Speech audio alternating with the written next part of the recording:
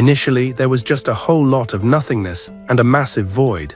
The world was basically a never-ending dark storm of silence until some goddess showed up with a flashlight, built the first continent, and slapped together 9 different races to fill the space. Talk about a busy weekend. We're talking dragonuts, pretty elves, proud honorfolk, grumpy dwarves, edgy demonkin, edgier dark elves, angel centaurs, buff beastfolk, and finally the humans. Our main character, a young guy named Luz, is stuck with the human tag in this high fantasy mess. The story kicks off with Luz saying peace out to his family, looking for an adventure. The kid was fully convinced that becoming a professional monster slayer was the only way to pay the bills for his loved ones. He figured ditching his childhood home early was a totally necessary sacrifice. His mother just watched him walk away in silence. His dad played it cool but was secretly stressed, while Luz told himself he had to be a tough guy. He thinks that quitting now means nothing in his life will ever actually change. He kept repeating that mantra while taking his very first steps into the real world. Of course, as soon as he hits the city, he gets a face full of local prejudice. A beastman blocked his path, gave him the stank eye, and basically tried to bully him right out of the city gates. The kid tried to apologize, but being polite apparently doesn't work when you're a human. He just got roasted and humiliated in front of a whole crowd of strangers. Deep down, Luz wondered why humans were treated like the bottom-tier loot of the world. He sucked it up, wiped the tears, and kept moving forward anyway. A bit later, he finally finds his way into the local adventurers guild. The receptionist greeted him with that classic, "I'm underpaid for this," professional stare. The kid tried to sound confident while introducing himself as Luz. He just told her his name was Luz. The lady asked if he was a newbie, he nodded like a dork, and she immediately slapped him with a rank F rating. When she asked about his character class, he told her he had something called Unlimited Gacha. She looked at him like he was speaking gibberish and asked for a demonstration of whatever that was. Luz tried to show off his power by summoning a bunch of random items right there. But everything went south immediately. The stuff he summoned was all broken. Nothing he pulled out actually worked. He even managed to summon a piece of fruit that was totally rotten. The clerk just watched him fail, thinking this kid's skill set was basically a garage sale. She gave him the card anyway, saying rank F was perfect for someone who wanted to learn without getting laughed at every 5 minutes.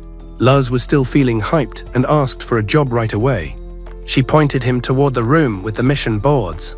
That's where all the entry-level Save the Cat quests were kept.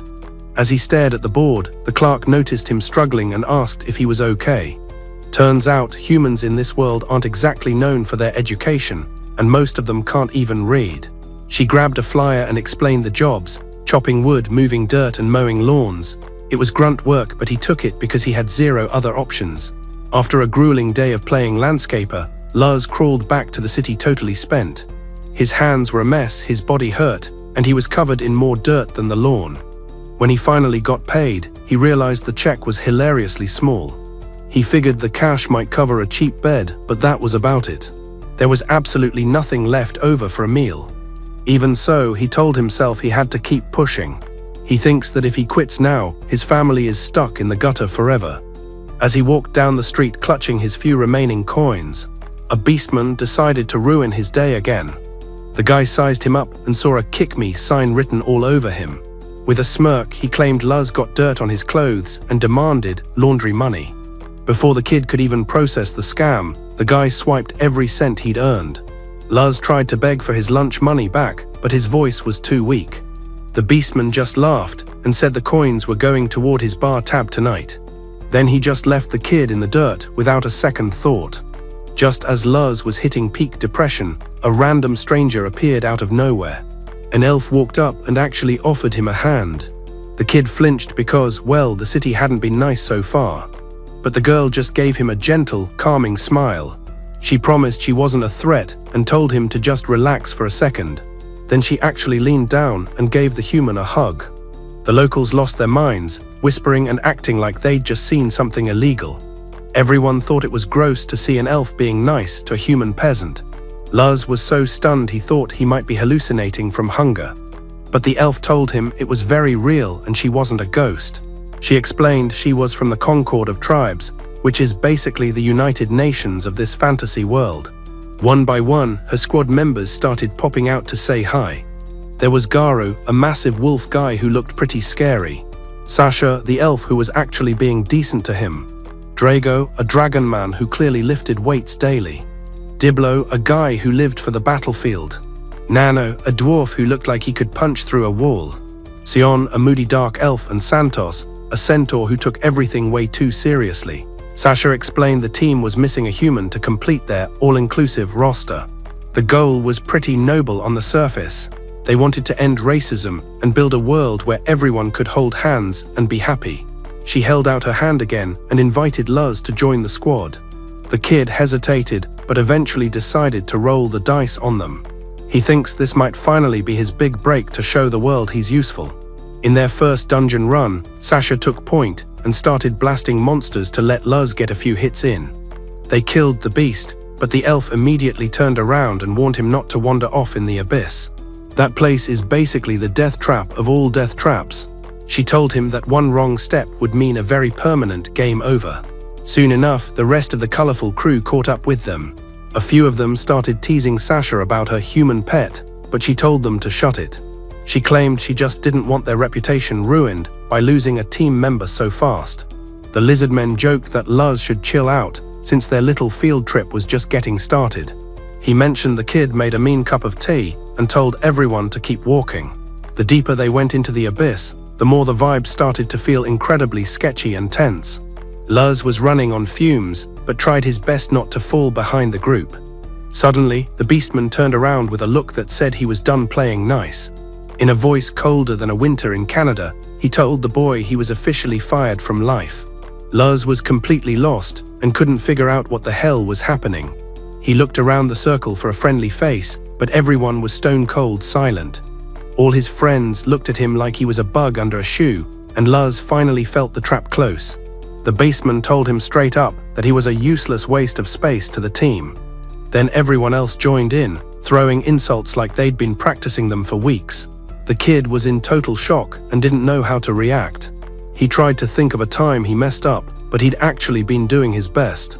He couldn't grasp why these equality advocates were suddenly stabbing him in the back. Sasha, the sweet elf, finally admitted that her whole nice girl routine was just a huge prank. She told him they were just testing him in the abyss, but his actual talent was a pathetic joke. They all agreed that someone as weak as Luz shouldn't even be allowed to hold a sword. Some of them even bitched that the guild should have tossed him in the trash way earlier. One guy suggested just killing him now so no other adventurers would have to see the mess. Reality finally slapped him in the face when one of them sliced his cheek open. He realized this wasn't a prank and tried to run for his life. Sasha pinned him down with an arrow to the leg, leaving Luz gasping on the floor. The group admitted they were actually paid human hunters who really enjoyed the sound of people screaming. The beastman gave Luz a kick to the ribs and told him to grow some balls and fight. He said he hated weaklings and wanted to watch the kids suffer a bit more before the end. The leader finally told them to stop playing with their food and just finish the job. They already had a fake story ready about Luz dying in a tragic monster ambush. The beastman saw the look in the kid's eyes and realized he still actually wanted to live. He gave a nasty grin, thanked Luz for the 5-star entertainment, and prepared to delete him. Meanwhile, Luz was still trying to process the absolute betrayal of it all. Why was everyone being such a massive jerk to him? How could people who acted like besties turn into monsters the second nobody was looking? His head was a mess of physical pain, confusion, and a whole lot of growing anger. Deep down, he knew he only had one mission left. He had to survive this nightmare as a magic circle started glowing around his body. One of the squad members yelled to hurry up and kill him already. He braced for the final hit, but then he just pulled a vanishing act and disappeared. Luz accidentally stepped on a teleport trap, which actually saved his life for once. Even in the new location, he wasn't exactly safe or sound. He was bleeding out, and any local monster would have an easy time finishing the job. He finally broke down and cried over the sheer unfairness of the whole situation. He'd been played from day one, treated like literal garbage, and thrown away like a used tissue. But a tiny spark of pure, unadulterated revenge started cooking in his brain. He wasn't going to just lie down and die in this hole without a fight. He was going to make sure those backstabbers paid for what they did. But before he could even stand up, a massive monster spawned right behind him. This thing was a level 1000 beast that looked like it ate nightmares for breakfast. Normal people only heard about creatures this terrifying in horror stories and old myths. Luz was basically in shock, realizing he'd been teleported to the absolute basement of the abyss. The monster moved like a slow-motion nightmare, inevitable and ready to erase him from existence. In that moment, only one thought was playing on loop. Death was not an option. His weird gacha gift was the only tool he had left to survive this mess. If he messed this up, seeing his family again was a total pipe dream. Failing meant he'd never get even with those fake friends who treated him like literal garbage. Every muscle in his body was screaming, but he funneled every bit of energy into standing his ground against this massive threat. Luz knew he couldn't quit now because his life and his future depended on his own grit, even if everyone else in the world thought he was just some pathetic human. Luz started whispering an incantation, feeling a strange static charge building up in the air. Ghostly voices started whispering in the background, and then a girl literally manifested right in front of him. With one casual hit, she deleted all the monsters nearby and used the opening to clean the dirt and blood off Luz. She turned to him and started healing his wounds with a touch that was surprisingly gentle. She actually apologized for the mess that had happened. Seeing Luz's face covered in deep scars was more than she could stand, so she fixed him up immediately without asking for a dime. When Luz finally looked down, his wounds were gone like they were never even there. A massive wave of relief and genuine gratitude started washing over him. The girl looked at him with total respect and called him Master. She asked him in a quiet but super serious voice if she could have the honor of knowing his name. He told her his name was Luz. The girl blushed like a sunset, taking his name and locking it deep in her heart forever. Following her internal servant logic, she now felt an absolute devotion to her new boss.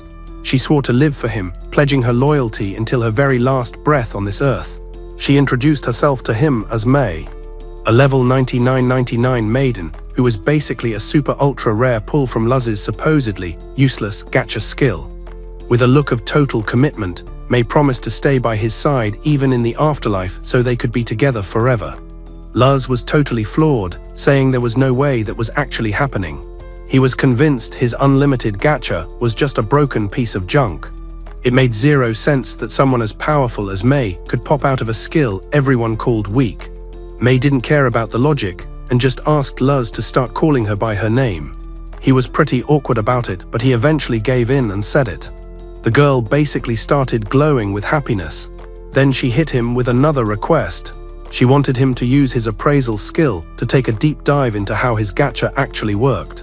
She wanted to prove just how much potential he was sitting on. While analyzing the boy's power, May realized that Luz was way more of a big deal than he realized. His real abilities were buried under heavy encryption, so nobody without his level could see what was actually going on. She told him that his gacha was the opposite of useless. He could pull the lever infinite times, and the rarity of the loot changed based on how thick the magic was in the air. The top-tier rarities were things like extra, super, ultra rare, and the triple S tier. Below those were the basic cards, ranging from S-rare all the way down to just normal and error cards. May explained that mana is everywhere, but it's super thin on the surface, which is why pulling a super ultra rare card up there was basically impossible. However, deep inside a dungeon where the magic is thick enough to choke on, Luz had a massive chance of pulling some god-tier characters. She praised the kid's guts, thinking he'd purposefully hiked down to the bottom of the world to test his power, even though any monster down here could have easily turned him into a snack. But May told him not to sweat it, because she was going to be his personal bodyguard from here on out. Luz corrected her pretty quickly with a cold tone. He'd never actually planned to come here alone. He remembered exactly how his friends betrayed him and called his gift a joke. He'd been beaten and shot by people he actually trusted, all while he was just trying to help his family back home. The psychological damage of that betrayal was worse than the arrows. The people who were acting all sweet turned into cold-blooded killers in a heartbeat. With a new fire in his eyes, Luz decided that every single person who hurt him was going to pay the iron price. May grabbed his arm to ground him. She admitted that as a maid, she couldn't fully feel his pain, but she definitely had the power to make it stop. She promised she could wipe out all those traitors in a second if Luz just gave her the green light. Luz told her to just hold her horses for a second. He realized he'd been way too naive, and he'd almost died because he let his guard down with those people. Even if he was just a human, he wanted to handle the revenge personally and make them suffer exactly like he did. May promised that if that was the plan, she'd do whatever it took to help him get his vengeance. She knew that with his gacha skill, Luz could eventually walk all over those idiots without even breaking a sweat. With that, Luz started spamming the gacha in the abyss, building the foundation for his own empire and his eventual payback tour. And that's a wrap on episode 1. If you're into it, drop a comment with revenge, and stick around for the next part coming out next Saturday. Fast forward 3 years, and the kid has somehow built a literal castle inside the dungeon. Everyone there was having a great time and felt super lucky to be working for Luz. The ladies in the castle were absolutely obsessed with him and spent all day singing his praises. Some of them were getting a bit weird and probably wanted to bottle his scent if they could. His main servant was about 2 seconds away from telling them all to shut up. Luz was the only one staying chill while the noise levels kept rising. He knew they were just fangirling hard and didn't think it was a massive deal. He just hoped his servant wouldn't actually start a fight over it. As he left the dungeon, the local crowd started thanking him for everything. He was basically a local celebrity now, managing most of the city, which had exploded in size since he took over 3 years ago. It was definitely time for a management meeting. Luz wanted to check in on what the rest of the quartet was up to. The girl told him that everyone was busy with their own individual grind. Huki was currently out mapping the upper parts of the abyss for the team. The woods were crawling with monsters, but Huki was basically a pro-level tamer, so it was just another Tuesday for her. Luz then checked in on Ellie's progress. The girl said she was busy grinding out some new high-level magic spells. She was sticking to the master plan, and finally Luz asked about Mizuna. The girl mentioned she was just patrolling the castle gardens like a good soldier. She was a beast at hand-to-hand combat, but she also had the attention span of a goldfish. The scene shifts to Luz hanging out inside his massive castle. Jack showed up at the front door. The maid was annoyed because Jack always talked to Luz like they were at a dive bar. The boy didn't mind at all, though. He saw Jack as a sort of rough-around-the-edges older brother figure. Luz figured it was a good time to get some sparring in and sharpen his skills. During the fight, he managed to land a solid punch right in Jack's gut. The guy was actually impressed by the kid's power, even if he didn't show it much. Jack was known as the Iron Blood Barricade, so a punch that could kill a normal person was just a tickle to him. They both kept trading blows with some pretty impressive precision. Meanwhile, Nazuna was wandering through the castle hallways. All the other maids were waving at her and asking for help with the cleaning. When she knocked on a door, she found May hanging out inside. Nazuna wanted to know why she was hanging out in Master Luz's bedroom. May claimed she was just doing a routine security sweep. Nazuna pointed out that Luz was currently busy getting punched by Jack.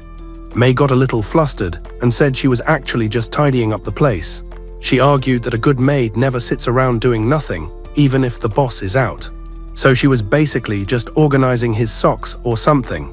Nazuna shrugged and decided to join her for a quick patrol of the room. As soon as she walked in, she noticed the bed looked like someone had just been in it. May claimed that was just her special, professional way of making the bed. Nazuna was totally sold on it and wanted to learn the secret technique. May told her it was a trade secret and she'd have to kill her if she told her. Nazuna was impressed, and May breathed a sigh of relief because she didn't get caught.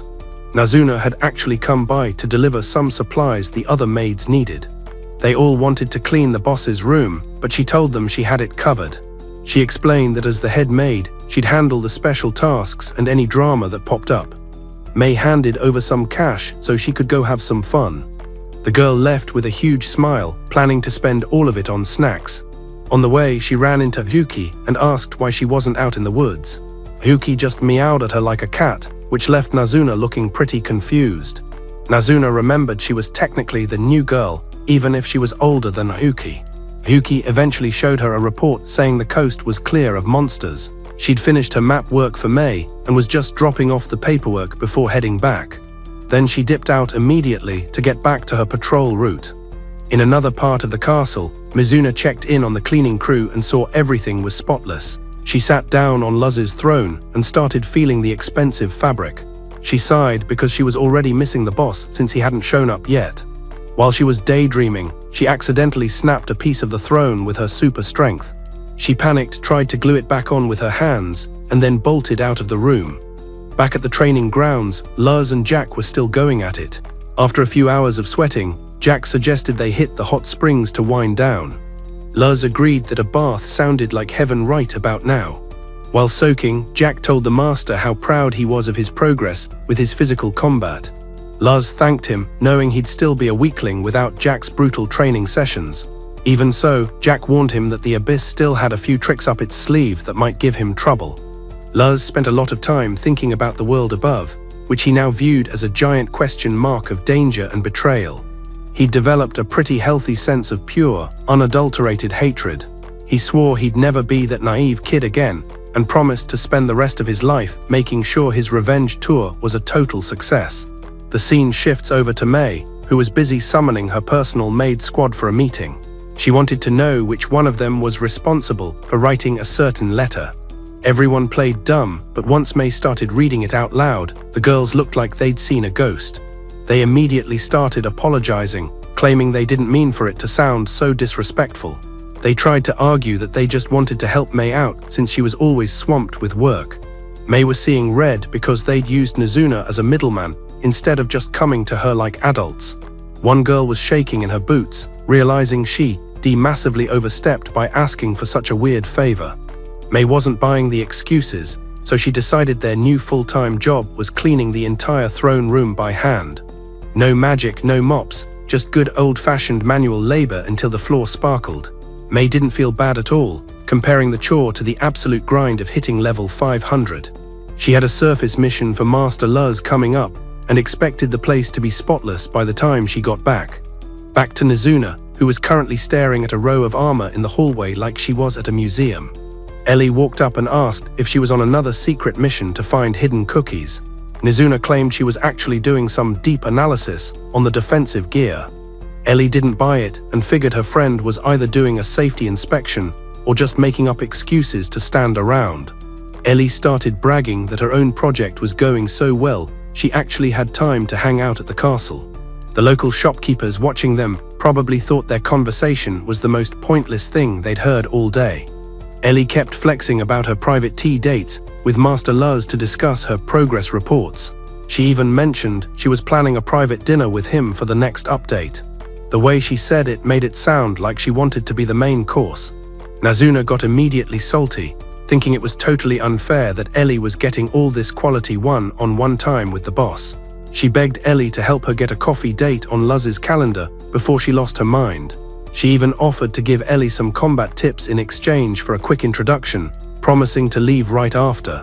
Then, without waiting for an answer, she just bolted down the hallway like she had a bus to catch. Ellie just watched her go, wondering how someone so terrifyingly strong could be so hilariously aheaded. Then she went back to her own work. The scene switches back to the Maid squad. One of them was complaining that May's management style was basically a dictatorship and totally lacked any chill. They all agreed she was being a buzzkill, but since May was the favorite, they couldn't exactly file a complaint. They were dying to clean the master's room, but felt like May was gatekeeping the best chores just to stay close to him. They all remembered that May was the very first person Luz ever pulled from the gacha. Plus, the rumor was it took another 3 months of grinding before Yuki even showed up. That meant it was just the two of them alone for a really long time. They actually felt kind of bad for Luz, being stuck in a dark hole with only May for company. Back then, the master was actually shorter and probably a lot easier for her to boss around. The Maid started imagining some pretty not safe for work scenarios about that 3-month lockdown. Suddenly, May appeared in the hallway like she'd been summoned by the sound of gossip. The girls tried to act like they were her biggest fans, but May wasn't born yesterday and started making threats. The Maids finally cracked and admitted they were just jealous of her OG status with Master Luz. May shut that down fast, explaining that during those 3 months, Luz spent every waking second reading boring martial arts books to get stronger. There was zero time for the spicy stuff they were dreaming up in their heads. May said she only stopped by because she thought she might have been a bit of a jerk with her earlier orders. But after hearing them talk smack, she changed her mind. Since they had so much energy for gossip, she decided they could all help clean the throne room too. They spent the entire night scrubbing floors until their hands were numb. Naturally, they managed to knock over the exact same piece of the throne that Nizuna had already broken. The next morning, they finally saw Luz, but they got jealous again because he was petting Yuki like a literal cat. They thought the feline favoritism was totally unprofessional. Suddenly, a hellhound jumped out, and Luz had a mini panic attack because of his old abandonment issues. The monster actually got scared of the girls' murderous vibes, and Luz had to step in and tell them to leave the poor dog alone. The girls asked why they'd all been called together like this. Luz explained that May had finally set the trap, and it was time to stop playing house and start the mission. The revenge era was officially beginning. After 3 long years of waiting, the scene shifts to Wolf City in the Beastmen Federation. Garu the Wolf had become the big boss and was living his best life as a local hero, which ends the episode.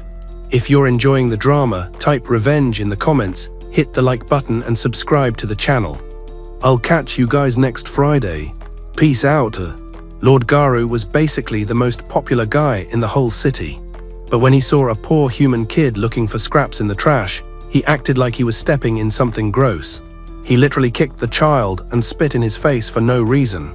He told him to get lost and called him a worm before moving on. Then he walked into a bar to grab a drink with his goons. The patrons treated him like a god because he supposedly helped the people in the slums. He'd gone from a nobody orphan to the frontrunner for the werewolf throne, and every kid wanted to be him. But Garu liked to act humble, saying the climb to the top was brutal. He claimed you had to embrace your inner beast to actually get strong. He said he got where he was by knowing which jobs to take and which ones to skip. A guy asked him about that one special job from 3 years ago, but Garu told him to mind his own business. That little secret was for him and him alone. Garu still thought that specific job was the best decision he ever made. The fame and fortune he got from killing a human kid who might have been a master had made him and his crew rich. They never found the body after the teleport trap went off, but he was 100% sure no kid could survive those wounds in a place that dangerous. Still, he didn't really get why all the world leaders were so obsessed with finding these masters. Part of him thought about digging for info, but he knew curiosity killed the cat. It was way safer to just keep his mouth shut and drink. He ordered another round of drinks for the table. But then one of the master's companions walked into the bar. The scene cuts to a flashback of the team inside a dungeon. But wait, we're going back to what actually happened when she stepped into the bar. May walked in and asked if he was the guy known as Sir Garu. The minions tried to get tough with her, but Garu told them to pipe down and asked what she wanted. She introduced herself as May, a loyal servant to Lord Luz, and said she'd been looking for him for a long time. Garu started wondering if this girl knew more about the missing human than he did. May claimed that the boy was actually from a super noble family tree. The wolfman laughed in her face, saying there was no way that human brat was a noble. May went quiet, acting like she was hiding a huge state secret. Garu figured the higher-ups must have missed something during the background check. Luz never mentioned being a rich kid back in the day. But if she was telling the truth, there was probably a big payday in it for him. Besides, she looked like she was made of money. Garu still didn't buy the noble story, but he was listening. May told him she'd been searching for Luz for ages. She'd only just found out he joined an adventurer group and went into the abyss. She started fake crying and begged him to take her to where he was last seen. Garu knew it smelled like a trap, but the bag of gold she was carrying was too tempting to ignore. He convinced himself she was just another helpless human girl. He agreed to take her, pretending it was for the memory of his dear friend, Luz. He rounded up his best guys to head to the cave for the search party. Now we're back at the site of the original betrayal. The wolf was planning to take May to the back of the cave, do some unspeakable things, and then kill her. They finally reached the exact spot where the kid disappeared 3 years ago. He fed her the lie about the surprise monster attack and the teleport trap. He said he tried to save him, but it all happened way too fast. May knelt on the ground and started putting on a real performance. The beast sympathized with her, acting like his hands were tied. But then his guys blocked the exits so she couldn't run away. He'd always known humans were stupid and easy to trick. Suddenly, May's tone changed, and she started talking about how Luz was betrayed by scum in this filthy hole. She said if she'd been there, he never would have been hit by an arrow or kicked while he was down. The thought of his suffering was clearly making her lose her patience. The wolfman popped his claws and started feeling very uncomfortable.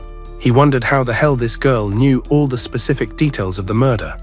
Only the high-ranking members of the Concord were supposed to know the truth. He started screaming at her, demanding to know where she got her info. She told him her only loyalty was to Luz, and she was done playing games. She announced that she was going to delete every single person in the room.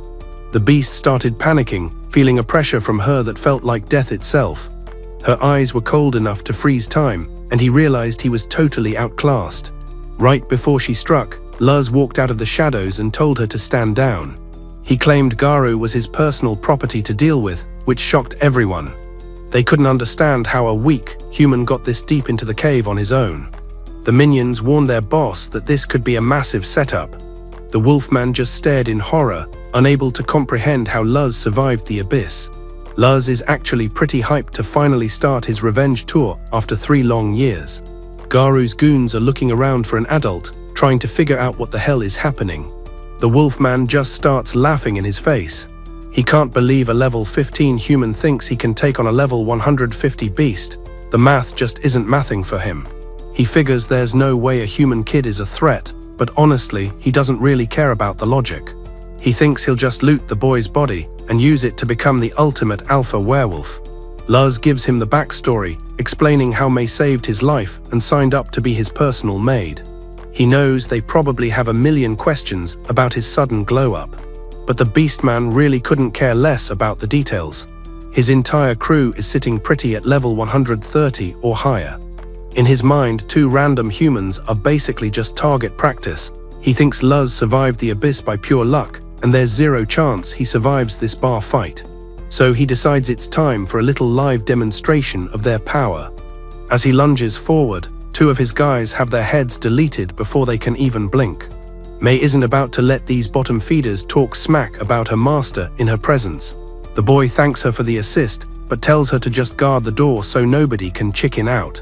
She promises that not a single soul is making it out of this cave alive tonight. The survivors are staring at their headless buddies in total silence and absolute horror. Garu tries to play it cool, saying it was just a lucky sneak attack and they're still fine. Luz realizes that 3 years hasn't changed the fundamental problem here. The guy still looks at humans like they're the tutorial mobs of the world. The wolves ask if humans are even allowed to be this terrifyingly strong. But the boss just tells Luz to shut his mouth and die. He insists that humans are born weak and they're gonna stay that way forever. In his world, humans are just low-level trash waiting to be taken out. He literally refuses to believe his own eyes because of the level gap. Luz notes that every race has a built-in level cap that dictates their social standing. That little bit of game design is exactly why everyone feels okay treating humans like garbage. The man says that might makes right, and since they're stronger, humans just have to deal with it. Luz gestures to the decapitated bodies on the floor and asks for an explanation. The wolfman is convinced it was just a fluke or some weird glitch. He figures the kid must be using some high-level pay-to-win magic items to cheat the system. He charges in again, but Luz just swats the whole crew away with his staff like he's dusting.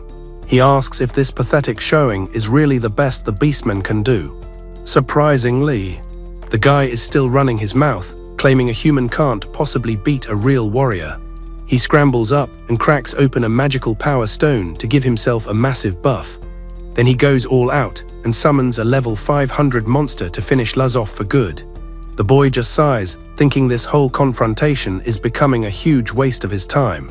To him, level 500 monsters are about as threatening as a mildly annoyed house cat. Garu thinks the kid has lost his mind, screaming at him to beg for mercy like a dog again. Luz decides he's not even going to move an inch to deal with the monster or the goons. This makes Garu even more furious, convinced the boy is just a delusional idiot about to die. He promises that there won't even be enough of Luz left to bury when the beast is done. Then the monster lunges forward to take a bite out of our main character. The wolfman is already celebrating the kill. He thinks it's game over, but Luz just stands there and catches the attack with 0 effort and extreme ease. Luz asks the guy if he's not embarrassed that his ultimate move just raised some dust on his boots. The Beastman is losing his grip on reality because his monster didn't even leave a scratch. Every wolf in the room is vibrating with fear seeing a human block a god-tier strike. Luz announces that it's finally his turn to play the aggressor in this fight. He can't understand why anyone would call this pathetic mutt a dangerous creature. He decides to show them what a real monster actually looks like. He summons his own beast, and the sheer pressure makes everyone in the room drop their jaws. Luz gives the order to put the overhyped puppy back on the ground where it belongs. The summon freezes the monster solid and shatters it like glass in a matter of seconds.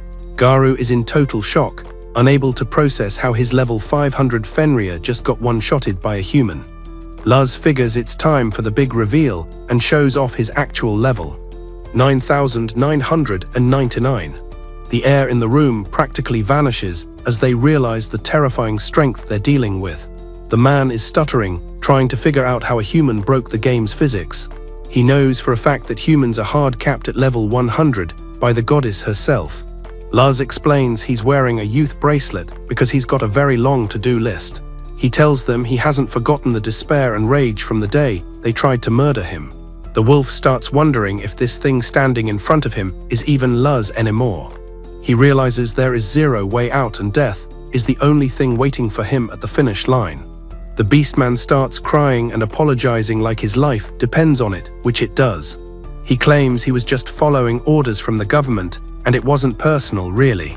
He begs Luz to remember that they actually had a few good laughs before the betrayal. Even his own crew is looking at him like he's a total coward for begging. Luz ignores the whining and hits him with a very specific question. He wants to know every single thing the guy knows about the so-called masters. The wolf stammers that the bosses just told them to go out and find people like him. Luz asks why the instant reaction was to kill him once they realized he was different. The man swears on his life that he's just a grunt and doesn't know the deep lore. A few wolves try to speak up, but May literally deletes them for breathing too loud. He starts sobbing, asking if Luz's end goal is to just become a literal god. Luz hadn't really thought about it, but he figures that being a god sounds like a decent gig. Garu is now officially having a total mental breakdown from the sheer horror. Luz has one more question for the shaking wolfman. On top of that, the kid hasn't aged a single day in 3 whole years. He thinks it'd be nice to decide who gets to be happy and who gets to suffer for eternity. He wants to know if the world's nations could actually survive a war against him. It's finally time to move the army to the surface, and that's a wrap on episode 3.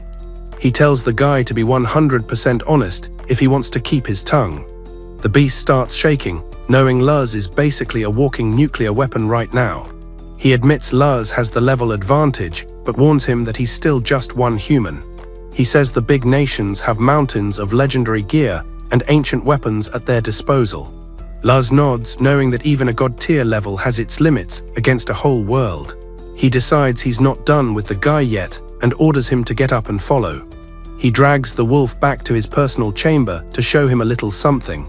Luz reveals his entire army of war companions just to drive the point home. Seeing the sheer number of high-level monsters, the wolf literally pees himself in terror.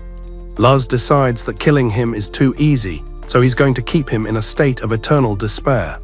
The Beastman realizes he and his friends accidentally created the world's biggest monster, and there is absolutely nothing anyone can do to stop the coming storm. If you want to see the next step of the revenge plan, subscribe and hit the like button. I'll be back next Friday with more, so don't miss out. The scene shifts to the boy returning to his childhood village, only to find a smoking crater where it used to be. He finds his sister's teddy bear in the wreckage and finally loses his composure. It turns out that while he was grinding in the abyss, some unknown group wiped his home off the map. He spent months digging through the rubble, but at least he didn't find his siblings' bodies. The hope that they might still be out there somewhere is the only thing keeping him sane. One of his generals asks if he's done moping, and the kid says it's time to roll out. The guy doesn't want to spend the first night of the war sleeping in a tent, so they need to move. One of the girls gets offended, thinking it's disrespectful to talk to the morning master like that. But Luz is chill about it, even if their constant bickering is a little exhausting. The general argues that being polite is for strangers, and they're way past that point. He asks the girl if she'd seriously rather sleep in the dirt than a warm hotel bed. She claims she doesn't care as long as she's within arm's reach of her master at all times. The guy promises to follow the boss through fire, ice, and whatever else the world throws at them. He swears his loyalty as a knight, but he's still not sleeping on the ground tonight. Luz agrees that they need to get a move on and start collecting some real intel. They know they have the firepower to win, but a full-on world war might be jumping the gun. The general quotes some classic Sun Tzu about knowing your enemy to avoid a total disaster. Luz has been keeping tabs on the world powers while he was leveling up his own stats. He's pretty sure the hit on his village was a preemptive strike because of his master status. He can't wrap his head around how far these people went just to keep the status quo. His anger starts bubbling up, and he begins leaking an aura that feels like actual death. He thinks that if the world is built on evil, then he'll just burn the whole thing down. The general asks him to put a lid on the bloodlust before they actually get to the city. Luz apologizes and promises to keep his murder vibes under control for the neighbors. Then he puts on a magical mask so he can walk through the front gates without being spotted. As they fly toward the destination, the girl asks what the plan is for the city of Dogust. The boss tells her to stop using his real name because he doesn't want to get doxed by the locals. He explains that his first goal is to climb the ranks of the Dark Adventurers Guild. Higher ranks mean access to the kind of classified info they need to find his family. So for now, they're just going to focus on grinding their reputation in the city. They finally reach the city and the general says they should land and walk to avoid attention. Right outside the gates, they see a group of bandits mugging a guy and his young kid. The bandits see them watching and tell them to keep walking if they don't want to be next. Luz just rolls his eyes and captures the whole gang as if they were made of wet paper. They weren't even worth the mana it took to bind them, honestly. The little boy is starstruck by the group, and the dad offers them a lift into town as thanks. Luz tries to be polite, but the dad insists that a ride is the least he can do after they saved him. The kid is losing his mind because he's never seen humans strong enough to actually fight back before. The dad asks if they're in town to take on the famous local dungeon. He wonders if they're some famous pro-level adventurers he should have heard of. Luz just laughs and says they're just a bunch of beginners looking to sign up for the first time. The locals are losing it because these guys look like total noobs. Luz explains that they're hitting the guild in Dogust to officially register and start the long climb up the ladder. He tells them they're going to start from the bottom at the local guild and work their way up. The man says they actually picked the perfect spot to start. Dogust is basically the southernmost outpost in the entire Dwarven Kingdom. It sits right on the border between the human territories and the elven lands. There's been plenty of fighting over the land, but the dungeon is so good it draws in adventurers like a magnet. It turned into a massive melting pot of every race imaginable despite being out in the sticks. Humans seem to love the place more than anyone else. That's exactly why the guy decided to open an inn specifically for them. As they reach the gates, he asks if they're 100% sure they want to stay in such a dump. Luz confirms and says it's much safer to just blend in with the background for now. The man introduces himself as Colonel and offers them a suite at his place. The little kid asks his dad why such strong guys are trying to stay low-key, but his dad says they probably have their own drama. In a city full of adventurers, everyone is usually hiding something. He mentions that the dwarves are also the undisputed kings of blacksmithing. Walking into the guild, Luz sees a ton of humans hoping to make it big. He notices the crowd parting and sees that the local non-humans still treat his people like trash. Luz ends up getting slapped with a bottom-tier F rank, which makes one of his bodyguards want to start a riot. The girl starts screaming at the staff, demanding they give her boss an S rank immediately. The receptionist shuts her down, saying everyone starts at the bottom, so Luz apologizes and tells her to just finish the paperwork. Once they get outside, the girl is a total mess because she feels like she humiliated her lord. The scene shifts to the group checking into Colonel's modest hotel. Luz explains that he has a few very specific and slightly weird demands. He wants to rent out the entire top floor for a full month in advance. He makes it clear that nobody is allowed up there for any reason, including the housekeeping staff. Then he drops a literal pile of gold on the counter to cover the bill. The owner tries to refuse the cash since they saved his family from bandits. Luz insists, saying his request is pretty high maintenance, and he wants to pay fairly for the privacy. The man eventually gives in, looking at the gold like he just won the lottery. Upstairs, the girl warns Luz that being the strongest man alive doesn't make him invincible. She worries that being this reckless is going to bite them in the end. Luz gives her a cold look and asks if she's trying to talk him out of his revenge. She freezes up instantly and swears that's not what she meant at all. The room starts to vibrate with his anger, and she literally starts begging him not to be mad. The other guy tells Luz to take a breather and ease up on her. He explains that Luz needs to handle this personally and doesn't care about the safety risks involved. The kid is dying to settle the score himself without any outside help from his squad. He eventually softens up, kneels by the girl and says he's sorry for scaring her. Even so, the whole situation is getting pretty emotional for everyone. She apologizes and tries to prove she's still his most loyal follower. She does the whole foot-kissing thing which weirds Luz out, but she insists on the gesture. They go for a walk in the city and notice everyone is gossiping about them. The constant attention is starting to get on their nerves a little bit. While waiting in line, they notice there are barely any elves in the area. Luz explains that the dwarves and elves are currently in a nasty legal battle over who owns the dungeon. Suddenly, a group of arrogant guys decides to cut right to the front of the line.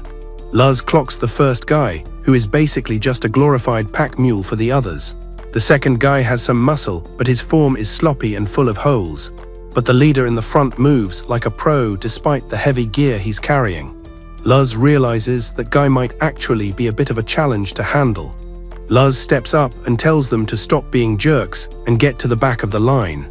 The leader gets triggered and asks if Luz has any idea who he's messing with right now.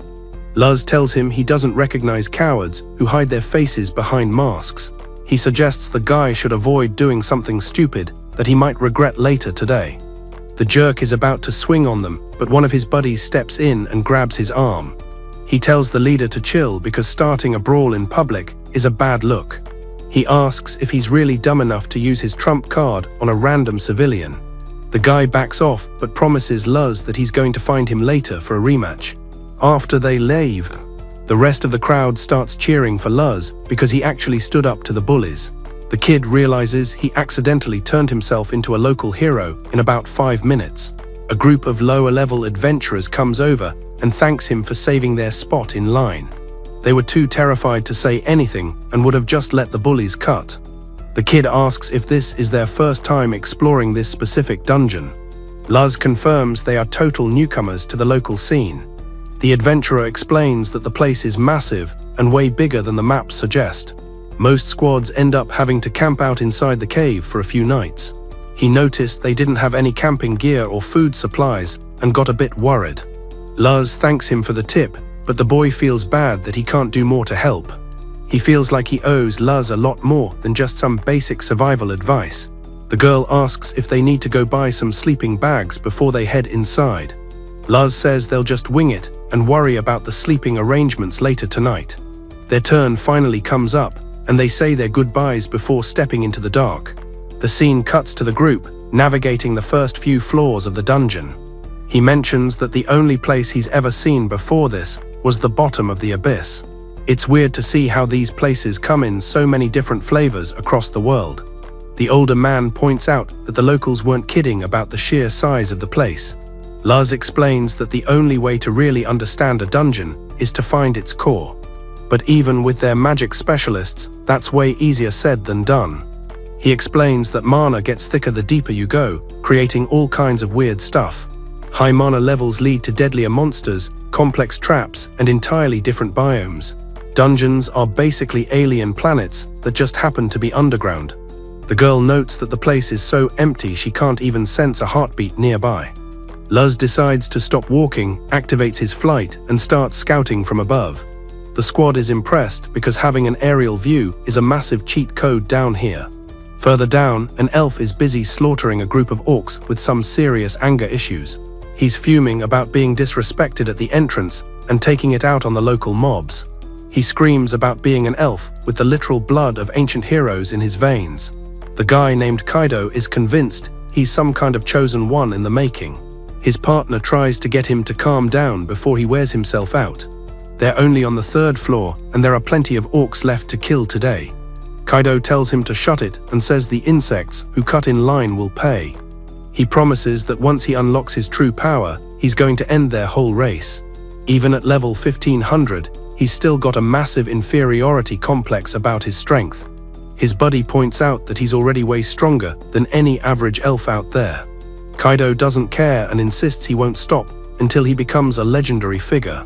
He thinks level 1500 is a joke and needs to pump those numbers up significantly. The man says he was kicked out of his home for his experiments and feels the kid's pain. He offers to help Kaido power level, and the kid agrees with a creepy amount of excitement. Kaido says that once he hits his goal, he'll have zero use for a partner anyway. The scene jumps back to Luz and the group as they finish another mob. They've wiped out a small army of orcs and just need to collect the loot for the quest. Luz decides he's done with the filth for today and wants to head back to the city. They agree to fly back stealthily so they don't attract any more unwanted attention. On the way, they spot the same group of newbie adventurers they met at the gate. The rookies are actually doing a decent job working together to take down monsters. Suddenly, Luz drops in and kills a snake that was about to bite them from behind. He warns them that tunnel vision is the fastest way to get yourself killed in a dungeon. Before they can even say thanks, a pack of wolves starts circling the group. Luz tells everyone to stay perfectly still because the wolves aren't the real problem here. A massive, prehistoric-looking grasshopper appears right behind the young girl in the squad. Everyone freezes because that specific monster was supposed to be extinct for 10 years. Panic sets in, and one guy starts begging for a teleportation spell to get them out alive. Luz stays completely calm and asks if he can just take the bug for himself. The rookie adventurer thinks Luz is insane for wanting to play with a death machine. He thinks running away and calling for help is the only rational move left on the table. They need to warn the guild that a fossilized nightmare just showed up on the first floor. But Luz isn't listening and says that running away from this thing is literally impossible. He lunges at the creature without waiting for anyone else to make a move. The two of them start trading blows in a blur of violence and speed. Luz backs off for a second, admitting that the bug's armor is surprisingly thick. The shell is like a tank, but he just grins and says he's only getting started with it. He builds up a massive amount of energy and lets loose with a heavy-duty strike. But the monster just shrugs it off with a level of ease that is honestly terrifying. The rookie screams at Luz to use some kind of buffing spell before he gets crushed. The girl in the squad tells him to use his brain because Luz is already a monster himself. In her eyes, trying to buff someone that's strong is just a waste of magical energy. The kid realizes she's right, but his survival instinct is still screaming at him to do something. The older man tells them to back off and says he'll show them how a real pro handles a bug. He steps up with his shield and says it's time for a masterclass in classic tanking. He slams into the creature and actually manages to crack its armor with a perfectly timed hit. He tells them that a shield isn't just for hiding, it's a weapon if you know how to swing it. He follows up by cutting off one of the bug's legs, making it stumble for the first time. Luz takes the opening, raises his hand, and rains down a barrage of explosive fire arrows. The bug gets deleted in a massive explosion that leaves the rookies totally speechless and covered in soot. Even with its guts hanging out, the bug still had some fight left in it. It let out a scream that probably shattered some eardrums and started backing away before bolting into the trees. Luz wasn't exactly in the mood to play hide and seek with a giant grasshopper. He charged up his mana and called down a little something he liked to call the Revelation Strike. In a literal heartbeat, a massive ring of fire erupted around the creature. It was a flaming cage that basically told the monster it wasn't going anywhere today. The fire was dancing in Luz's eyes, and he looked like he was actually enjoying the show. Just when the rookies thought they'd seen it all, the monster sprouted massive wings and tried to fly out of the barbecue. Luz tracked it with a bored expression and told Nimuru to handle the pest before it got too far away. The girl didn't miss a beat, jumping into the air with a sword that was glowing with pure frost energy. She sliced that beast right down the middle in one move, turning it into a very expensive frozen dinner. The silence in the cave was heavy because nobody could wrap their heads around what they just saw. The crew finally puts two and two together and realizes why the dungeon feels like a ghost town lately. They thank the guy for the heads up, but the elf just gives them a death stare and tells them to learn some manners. He's secretly laughing at how predictable they are, thinking to himself that every human is just a born loser. Then he decides to drop the act, unmasks his face, and announces that it's time to squash some bugs. Ilio jumps in front to shield his sister, screaming at her to run for her life while she still can. But he gets deleted almost instantly in a pretty brutal display of power. His friends are all bleeding out on the dirt, leaving Mia all alone and listening to the sounds of her world falling apart. She tries to rush the elf in a blind rage, but he pins her down before she can even land a hit. The dark elf tells his partner to keep them alive because he needs some fresh lab rats for his weird experiments. The other elf doesn't really care about the science project. He says he just likes the feeling of clearing the trash out of his way. He walks up to Mia and tells her to relax, saying that being noticed by an elf is a literal honor she should be begging for. Mia is panicking, but she hears her brother's weak voice telling her she needs to bolt right now. The dark elf realizes the kid is still alive and tells Mia to start running before things get even messier. The boy drags himself up, even though he's half dead, remembering what Dorado taught him about the warrior's path. He tells himself that as long as he's standing, he has to keep swinging his shield and getting creative with his survival. The elf calls him a pathetic worm, but the kid manages to chuck his sword and nail the jerk right in the face. The elf loses his mind, screaming about how a human dared to touch him, and hits back with a massive elemental strike. He looms over the boy and tells him to bring Mia back, or he's going to make the death even slower. Cut back to Mia, who is running until her lungs burn, only for the elf to teleport right in front of her path. He tells her to stop making a scene and promises to show her what a legendary hero actually looks like. Mia decides to go down swinging and fires an ice blast, but he swats it away like a fly and blocks her escape. She gets cornered again and realizes she's completely out of options. The elf floats down and says he's officially bored of the chase, telling her to just accept her fate and be a good captive. Mia thinks to herself that this guy is the absolute opposite of what a real hero should be. To her, a real hero is someone kind and insanely powerful, someone just like Luz. She realizes the guy in front of her is just a bully who picks on the weak because he couldn't hack it in the real world. She looks him in the eyes and realizes he's just a massive nobody playing dress-up as a god. The elf tells her to shut her mouth, but Mia knows she's not dying in some damp cave tonight. She hits the panic button on the bracelet Luz gave her and vanishes into thin air in a blinding flash of light. After downloading Mia's memories, Luz sees the whole story and decides it's officially time for some serious payback. The dark elf asks his buddy if he managed to mess up killing a defenseless girl as well. The guy is sweating bullets and mumbles something about her teleporting away like a ghost. The dark elf gets heated, asking how a knight let a human girl use high-level teleportation magic right under his nose. He says humans don't have the mana for that, but Kaido swears he saw what he saw, and it was definitely magic. The dark elf starts panicking because he knows they just stepped into a giant pile of trouble. If the guild finds out, the Elven Kingdom will realize that Kaido stole a legendary weapon from the vault. That means the captain is coming, and that guy is sitting at level 3000 with a very bad attitude. With high-level knights on their tail, Kaido tells him to relax because his research is almost at the finish line. He claims that once he finishes his work, he'll be able to break his level cap and become a god. He figures it's time to pack up the lab and move before the heat gets too hot. He decides to turn around and leave, but he's already about 5 minutes too late. Luz manifests right in front of them with a look that says they're already dead. Kaido recognizes him from the gate and starts tensing up like a cat in a dog park.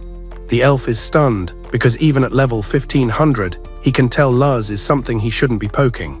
He realizes that Elio is still breathing and can't wrap his head around how a human survived his ultimate attack. They're both shaking, trying to figure out what kind of monster they just accidentally invited over. Luz asks them why they're such massive jerks, pointing out that those adventurers were good people who just wanted to help each other. He says they were brave and loyal, the kind of people he actually would have liked to grab a drink with. So Luz decides that he's officially done talking, and it's time for some old-fashioned consequences. He tells Kaido he isn't turning him into the cops, which the elf takes as a sign of weakness. The elf thinks Luz is just some idealistic hero, but Luz corrects him and says Kaido is just his personal hunting target now. Kaido gets triggered, screams about eating the boy's heart and swings with everything he has, but it does absolutely nothing. Luz blocks the legendary sword with zero effort, looking like he's bored of the whole conversation. Both elves are having a crisis of faith seeing a human stand up to a level 1500 knight. Luz gets tired of the drama and lands a punch right in Kaido's gut, telling him to try harder before he dies from boredom. Kaido is screaming, unable to accept that he's being bullied by someone who is technically a lower race. The elf throws a massive elemental combo at Luz, but the boy just swats the fire and lightning away like they were a light breeze. The dark elf is frozen in shock, wondering what kind of nightmare fuel he's currently looking at. He can't believe a kid is stopping attacks that are supposed to level entire cities. Luz just stares him down and summons a circle of ice blades that look sharper than any elf steel. Every time the elf lunges, Luz parries the hit with perfect precision and zero visible effort. Kaido is foaming at the mouth, screaming that the legendary sword doesn't even belong to some human brat. He claims the blade is only for a true master like himself.